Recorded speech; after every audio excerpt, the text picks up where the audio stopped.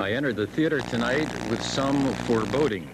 I had received several ominous letters from viewers who had seen previews of Dance a Little Closer. For instance, Bob Naud of Manhattan wrote about this show, quote, "There has been nothing like it since the Spanish Inquisition." And Frank Dalrymple of Brooklyn was even more blunt. He wrote, quote, "Dance a Little Closer just might kill you." Well, I did survive tonight, which I suspect is more than I can say about this dreadful musical.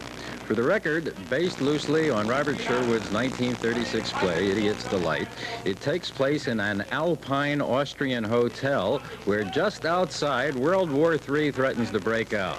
There's a NATO airport nearby. We keep hearing roaring sounds that might be nuclear bombers or the 7th Avenue IRT line, and Russian troops are massing at the border. Well, after all of that, the plot is virtually forgotten, and what we get is two lumpish love stories among the guests trapped inside the hotel. One involves two male homosexuals who want to marry each other on the eve of war. And in one of the more embarrassing numbers of the decade, they sing this waltz while ice skating. Why doesn't the world leave us alone just right here, dancing on air? Main or heavy lumpish romance involves the American Secretary of State, his mistress, and her ex-lover, a nightclub entertainer she pretends not to remember. All of them and others sing terrible songs with especially terrible lyrics, and here is a brief sample. We may be hurt for Armageddon, and all you do is laugh it off. There is virtually no dancing. The show has the energy of an old schnitzel, and some of the performers actually seem to be in pain.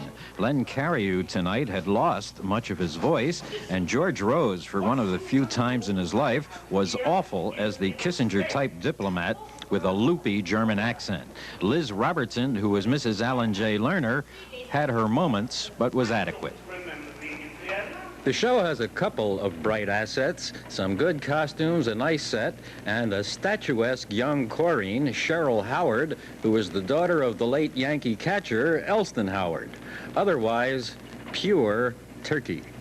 This is Stewart Klein.